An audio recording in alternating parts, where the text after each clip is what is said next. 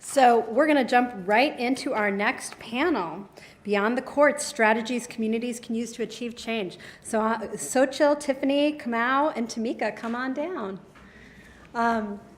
While they're making their way down, I want to go ahead and introduce our fabulous moderator for this panel, Xochitl Barvara. Xochitl is the director of the Racial Justice Action Center, which is a vibrant, multiracial organizing and training institute working to build grassroots leadership and power of communities of color and low-income communities with the goal of fighting and winning political and social transformation in Georgia and the South. Xochitl is a true freedom fighter and an agitator for liberation. It's been our pleasure at the Southern Center for Human Rights to have worked with her for the last 15 years, and we're so pleased that she is here with us today to lead and illuminate this conversation based on her vision for building an inclusive, just society in Atlanta and beyond. Thank you, Xochitl. Thank you. And I'm just wait till everybody.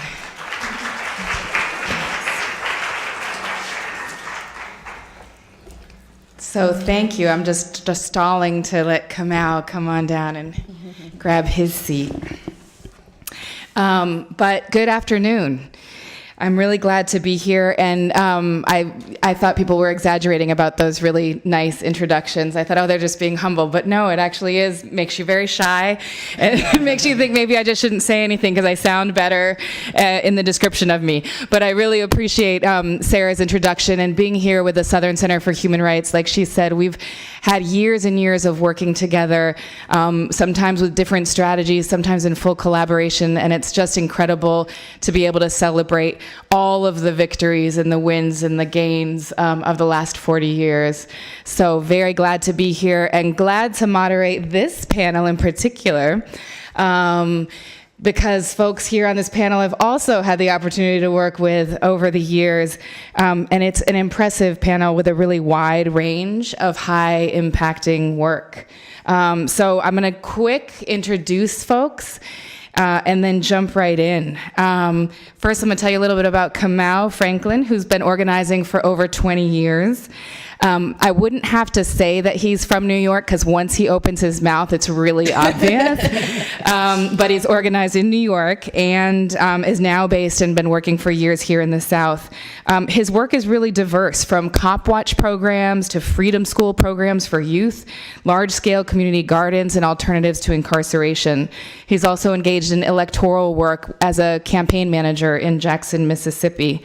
Most recently, he was the Southern Regional Director of the American Friends and Service Committee. And he's also married to a wonderful woman, Edget Betru, and has 2 children. Tamika here is an organizer, a birth worker, and a homeschooling mama, and the coordinator of the Kindred Southern Healing Justice Collective. Really passionate about struggles that affect Black women's lives in particular, and was an organizer with Critical Resistance South based in New Orleans prior to, during, and after Katrina.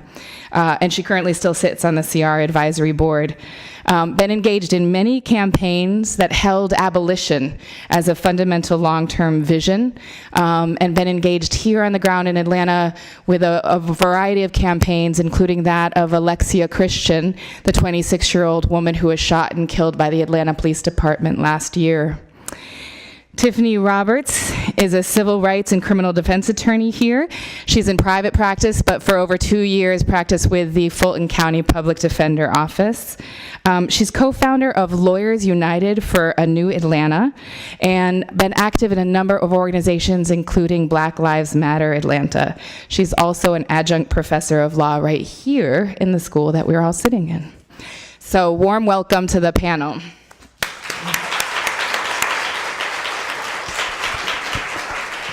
I wanted you all to know who the magnificence that was in front of you. So we're really talking today on this panel about looking beyond the courts. There was a tremendous presentation from Vanita about the power of the courts and what the Department of Justice is doing and has been able to achieve in this administration. And so we want to talk about what is outside of court strategy. What is the role of other kinds of strategies, including organizing? What do they have to offer in terms of decriminalizing race and and poverty. So I'd love to turn it over to you and give you each of you 3 minutes, and I will time you and cut you off, to talk about your work.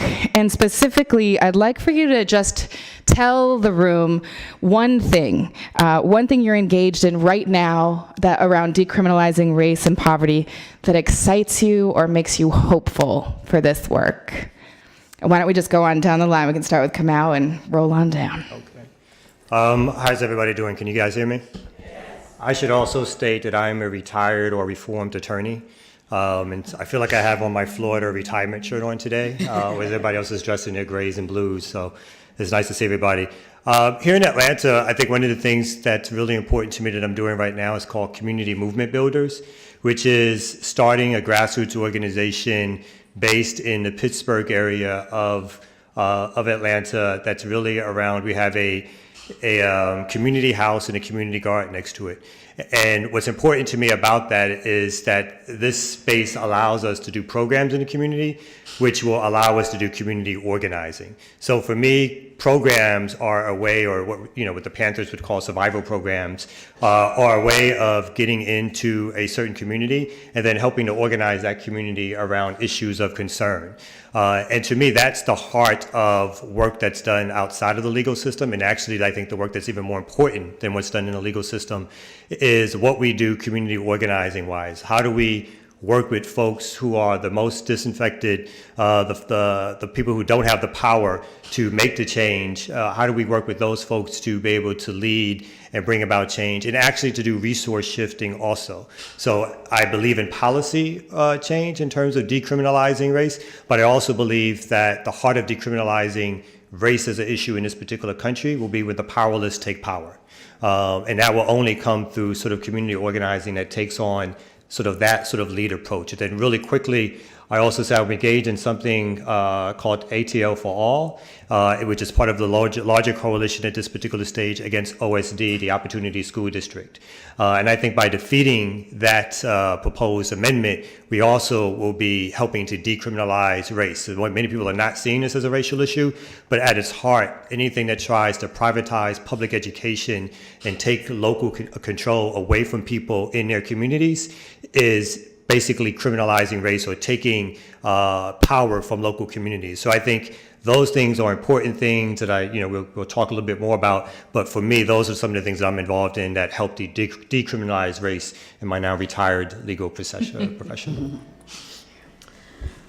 All right, following Kemal. Okay. So I do a few things in a few different spaces. One of those things is show up for BLM and Luna whenever Tiffany tells me to. But we've also been developing some responses to some of the situations that have been happening in the media, especially here in Atlanta. Like Brother Maoli was talking about earlier, how we respond and rise up when things are happening on the ground here. And so the work that I do, I kind of think about as the work that is intervening, and then also work that is building alternatives. And so on the kind of intervention side, Tiffany and I have been organizing some spaces to pull people who have not already been organized into movement work, especially folks who have resources. So reaching out to folks in the entertainment industry and helping pull them in to this fight to dismantle the prison industrial complex. And also have been working in partnership with Malcolm X grassroots movement here in Atlanta to develop a People's Assembly process. We're calling it the State of Black Atlanta, that is similar to the work that MXGM did in Jackson, Mississippi, and that MXGM is also engaged in Oakland with the State of Black Oakland, and then in Jackson was the Jackson Kush Plan. So talking about how to build in communities and build community-based power and democratic practices within communities to talk about what we can do outside of the state, how we can build solutions to communities outside of the state. And then also on the building alternatives piece, the thing that I'm most excited about right now is I've been working in coalition with a few different people, mostly parents, to create a space that we are calling the Anna Julia Cooper Learning and Liberation Center, which is a vision of a space sort of like a freedom school where we can, during the day, have young folks there who can have an alternative educational environment, a self-directed learning environment, and then in the evening have adult folks or all ages folks to have that same kind of environment. And when I think about decriminalizing race specifically, for us, it's a way for us to think about how we can create a space where our kids don't have to interface with the state and interface with police specifically on a regular basis, and also a space that we can build where our children can be free, can feel what it feels like to be free outside of some of these traditional structures. And we think about criminalization, we talk a lot about what it looks like for children, or for adults, but not as much as what it looks like for children, and all the ways in which our children, even at the youngest ages, have to interface with police, are getting criminalized on their daily basis inside of their schooling, and how we can think about some alternative ways to build institutions that combat that. Thank you. Good afternoon, everybody. I want to start by saying that I started organizing here in Atlanta when I was still a public defender, and that's how I met Xochitl and Tamika. And then Tamika was actually my doula, so she actually helped me bring my child into the world. So I'm very, very grateful to be here today. Instead of sharing about myself specifically, I wanted to share that in the past month, I've spoken to 3 people whose close family members were killed by the police, within days of them being killed by the police. And I do that because, just like Mallory said, it's important for us to understand that this situation is not abstract, right? These are people I got a call from my best friend that said, my childhood friend was just killed by the DC police. Mm-hmm. He was pulled over. His name is Terrence Sterling. He was on a motorcycle. He was being pulled over. Police say that he drove his vehicle directly into the patrol car. Witnesses say that he lost control of his vehicle, but in any event, upon striking the police cruiser, they fired multiple rounds into his body and he was killed. I received a call from Ontario Robinson, who is the mother of Jamarian Robinson, who Mallory mentioned. And so what you find is that the reason that it's important to be something other than a lawyer is because the community interfaces with this sort of continuum of violence against our community on many levels. So Ms. Robinson called me and she just wanted to know what the community could do to support her in figuring out what happened with her child. And so when you think about losing a loved one, you typically think you lose a loved one, you plan a memorial service, you deal with the estate and that sort of thing. But these are people who are having not only to deal with losing a loved one, but having to literally think about what PR machine is going to spin their loved one into a cold-blooded killer, into a bad guy, as Mr. Crutcher was called on the radio dispatch recording. The work that I've been able to be a part of is so much more important than I think more important than my work as a lawyer, because the community has been saying this has been a problem for decades. No one listened, right? And so we're in a moment where the voices coming up from the grassroots level are saying, we've been saying that these officers terrorize our community. You just decided to listen. So I think so long as we know that we have to combat this system on every front, because we confront it in so many different ways, the more we will understand that if it is not the community's control of the community's fate, nothing we do will matter. And I'd like to actually pick up right on that piece and ask Tiffany this question as well. It's so clear, and it's clear in the presentation today, that there has just been a tidal shift in the country's consciousness and in the public discourse in the last 2 years, because people on the ground have stood up, because the folks who are thought of as powerless and marginalized have used the power of the people to stop business as usual and call attention to the shootings in Ferguson of Alton Sterling and Philando Castile, right here with Kane Rogers and Alexia Christian. And what that's given, I mean, I think it's fair to say that that for those of us who've been engaged in this kind of work or who have been amongst those voices for decades saying there's something very, very, very wrong here, this moment is a little wild. It's a little crazy. You turn on the news and all of a sudden there's a discussion of something that before only happened in community centers or in organizations. So with this, I feel like there is a huge with these tragedies, there's a set of opportunities that open up to maybe make changes that a few years ago we wouldn't have thought even possible. So just would love to hear from you, kind of what do you think the opportunities are right now that we as organizers, as advocates, and as communities should be seizing? I think in this moment, political education is key. I think we sort of exist and believe that everyone has the same understanding that we do. And often we encounter people in the system who really know, they understand their circumstances, but they may not understand how they got there. At the last Black Lives Matter Atlanta meeting, we played a YouTube video of Fred Hampton, and it was called Why Political Education? Why it's important that we understand that if we have reforms, we can't have reforms that basically just reestablish the same oppressive systems with black faces or with brown faces.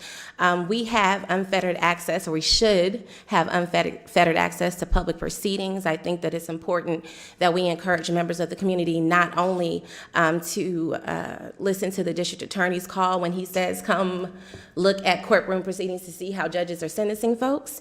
It's important that you talk to social justice organizations and attend proceedings to see the disparate treatment of certain members of our community, to watch the fines exacted on poor folks, to see cases where judges can find no factual basis and dismiss cases, but instead choose to sentence a poor person to probation that they know they won't be able to successfully complete.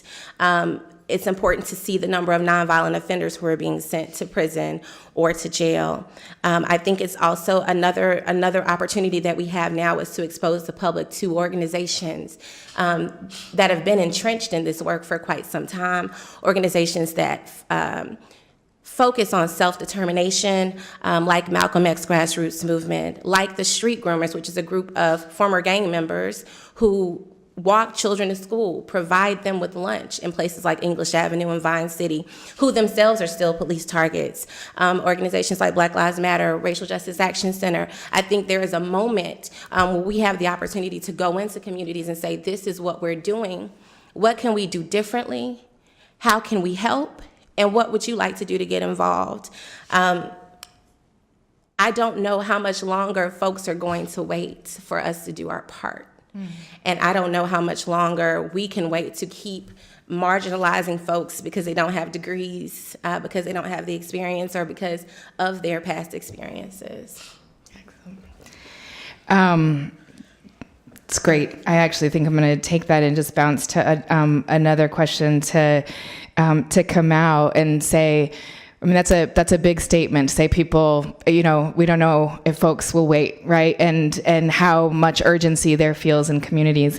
We heard a little bit of, some of the kind of more legal and policy solutions earlier, but I'm wondering if you have some thoughts on what are the concrete things that people could be fighting for or fighting against today that really move us toward a vision of the future that we seek? Sure. A couple of things too. I mean, I'm one of those folks who I've been an organizer, like, as was said earlier, for like 20 years. And I think at first when Ferguson happened, I thought it was a moment, right? I think I was one of those people who was a little bit of a slight of a naysayer actually around Black Lives Matter, to be honest. I was like, this is going to burn out or whatever.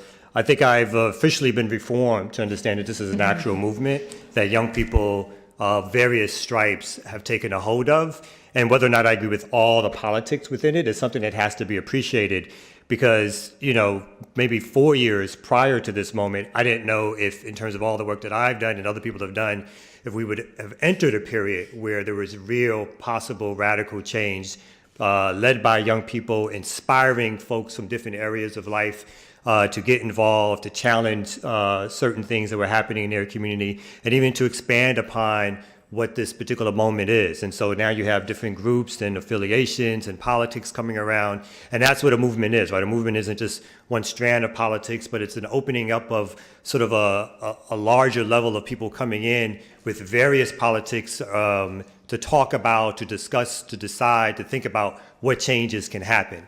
And so within, going back to the actual question, I think there's several changes, some of which I think have already started to happen. And, you know, for folks like me who consider themselves sort of radical activist organizers, some of them are controversial, some of them I think are good, even the ones that folks think are controversial. So even there's a lot of talk around the cameras on cops, right? It's a particularly messy thing. Some people don't like it, some people do like it. I'm actually somebody who thinks it's a good thing. So I think any exposure, and some of this is going back to my defense attorney days, any exposure that I can get that shows the wrongdoing for me is useful, right? It's useful for individual cases, and it's useful for sort of broader analogies around what's happening. So I think the policy changes that we're seeing, both at the federal level that were talked about, and some that are happening at the local level, are good things, but I don't think those things are dramatic shifts. The things to me that will be dramatic shifts is if the institution of policing begins to change. And what I mean by that is that the local community has a say in the hiring, firing, who gets brought in terms of who gets to run those local precincts.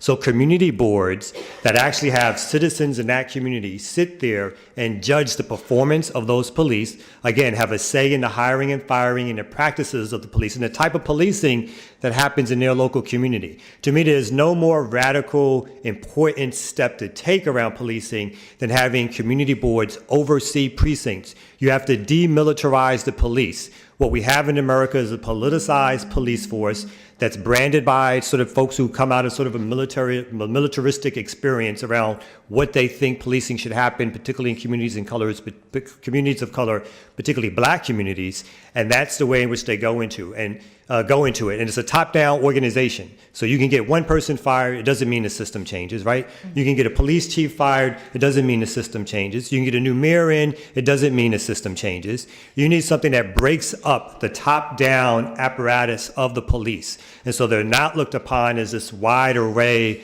of local military force, but if they're going to be useful in a community, they have to be useful serving that actual community. And the only way I see that happening is if local folks in the community have a say over it. And to be honest, if that doesn't happen, then what has to happen is that the police force has to be destroyed.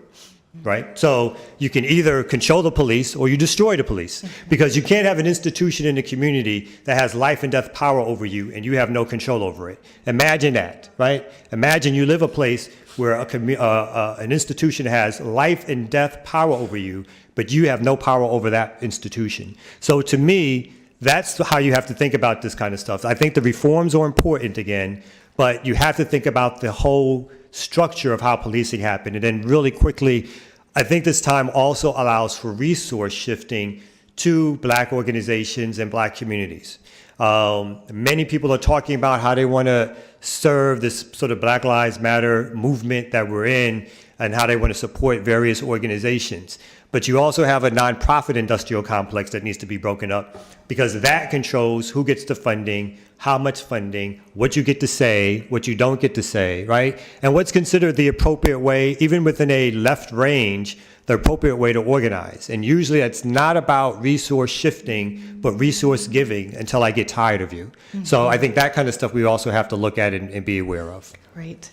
And that leads perfectly to the question I wanted to ask Tamika, who's been engaged in abolition or abolitionist organizations, because what you just said, Kemal, and made it sound so reasonable, is that if we cannot have community control, then we should destroy or abolish police. And, abolition is something that was not very talked about for many years, except for in certain circles. And now there are many conversations happening. What does it mean to abolish police departments, prisons, jail?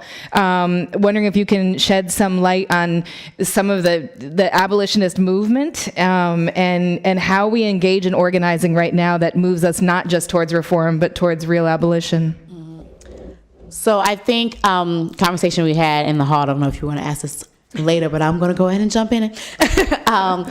We're talking about decriminalizing race and poverty, and specifically these issues around police misconduct and how it relates to Black women specifically. And oftentimes, the relationship or the ways that Black women tend to interface with criminalization looks a little bit different and also gets invisibilized because sometimes it doesn't seem as dramatic per se. You know, it's not as media worthy. And I think what actually happens is that the ways that Black women are abused inside of this system makes you think about the intersections of it all. And so it makes you talk about policing, but it also makes you talk about prisons, because when you talk about Sandra Bland, there was a situation with the police, but there was also the unlawful or unjust arrest, but then there's also her death inside of prisons. And often that's what we are seeing with Black women, is you have that the brutality looks a little different. And so, and their names often get dropped off the list. So you have Sandra Bland, but then you also have the 13 women who were raped by Daniel Holtzclaw in Oklahoma, and you also have several other Black women who were killed and who died inside of prisons. Or Janiyah, oh gosh, her last name is I'm blanking on it, but she was a young person who died inside of a juvenile facility. And so you have all these Black women and girls who are interfacing with the criminal justice system in ways that are really violent, who get invisibilized, who get lost inside of these stories, but who also make us think about not just policing and not just that policing needs to change, but that prisons in general need to change. When we talk about Black women, we're also talking about the shackling of women in prison who are in labor, them being shackled to their beds. So there's lots of different ways that Black women in particular interface with the criminal justice system that are very, very violent, that we don't necessarily talk about, and that also make us talk about, and so getting to Social's question, that it's not just police that we probably need to get rid of, but that we also need to be rethinking what we talk about as punishment, what we talk about as ways to address harm that people are doing. We need to reevaluate the whole entire system. So we talked about, like I said, again, we talked about policing quite a bit, and then there's also the first panel talked about the courts, and so we also talk about prisons and all the ways in which when we interact with all of those things, there are lots and lots of problems. There are racial disparities at every single level. There is a misuse and abuse of the system at every single level. And so when we talk about abolition, what we're talking about is community control over our own lives. We're talking about how communities deal with the issues that they're facing, how inside of a community, you can say this person did this level of harm, but they're still a part of our community. So let's talk about what we need to do to, one, address the harm and to address and redress the harm that was done, but also how do we talk about what is happening with that person? And then at the same time, when you're talking about abolition, you're talking about systems change at the very deepest level. So you're talking about what are the things that cause people to do harm. We're talking about how are the ways that we can make our community safer as a community without reliance on the state, because often the state does not have our best interests at heart. We're talking about what does it look like to have schools that actually educate our children, where our children do not feel afraid, where our children are allowed to grow and be their full selves. And then we're talking about once they graduate from their schools, do they have jobs available in their communities? How can we make sure that our communities have enough jobs? And then when we have a job, does that job pay us enough that we can get quality housing? And is there even quality housing in our communities? So what are all the things that are happening inside of our communities that are leading to people to do harm, to do crime? Couldn't figure out the language on that one. But what are those things that are happening? What are those conditions? And how can we change those conditions so that then we can get rid of all those prisons, all those people in those private prisons, all those people in those public prisons? Because the private prison population is only a very small percentage of all our folks that are locked up. And we know for Black folks specifically, a lot of our folks are locked up. So how do we address those conditions, those social conditions, so that we can reduce the number of people and eventually close down those city jails like RJAC is trying to do, close down these prisons, and then figure out community solutions to safety and crime so that we can pull the police out of our communities as well. Thank you. Whew, that was a lot. Sorry.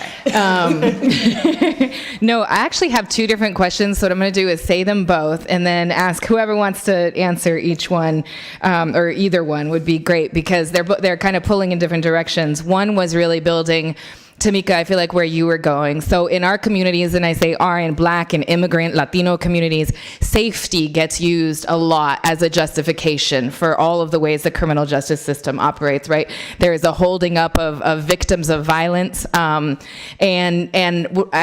question is, I was listening to someone speak around restorative justice the other day, and she talked about the 4 drivers of violence: isolation, shame, limited access to resources, and exposure to violence. And then she said, what are the 4 main outcomes or conditions inside of prisons? Isolation, shame, limited access to resources, exposure to violence. So truly, if we were becoming an anti-violence movement, we would be becoming an anti-prison movement. And so my first question is just, what do folks want to say there about how safety is truly related to the criminal justice system? And what we also say to our communities where that comes up as a real concern, right? I'm afraid something happened, I witnessed something, and I'm afraid. What do we do with that harm? You know what? I liked that question so much. Let's just stick with it. Anybody want to take it? Well, I'll start. I think that our criminal justice system, the reality of our criminal justice system is more linked to the perception that we have of crime than what crime actually is. For example, so I pulled the City of Atlanta's arrest data from just last week, and there were 72 arrests for all of the major crimes, the things we consider to be major crimes, violent crimes, robbery, murder, that sort of thing. There were 78 drug arrests, so nonviolent drug arrests. There were 78, so more than the violent crime. And then there were 183 quality of life violations. So we think about, when we say quality of life violations, we're talking about crimes that are typically committed by poor folks and that are only designated as crimes because someone says that they are, not because they actually make us less safe. In this year alone, APD has made 6,622 quality of life arrests. And the crazy thing is that's down 11% from last year. So part of this is we have to be realistic and honest with ourselves. We have to have some integrity when we talk about these statistics, is that when people hold up survivors of violence as the reason that our streets have to be over-policed, as the reason that our children are searched and prevented from making it home safely, it's not because they are arresting mostly violent offenders or even addressing the root causes of violence. You're arresting people for being poor by and large. So we have to confront that before we even can take a step back and say, hey, what makes us safer? And we were all members of Building Local Leader Organized for Community Safety blocks, and we would say the safety is not established by police, it's built by us one block at a time, and that's because the community can police itself and make itself safe when we know each other, when we trust each other, when we know when to ask for resources, and when resources are actually available. But I think we have to dispense with this notion that the reason that we are safe or are not safe is because we haven't arrested enough people yet. Thank you.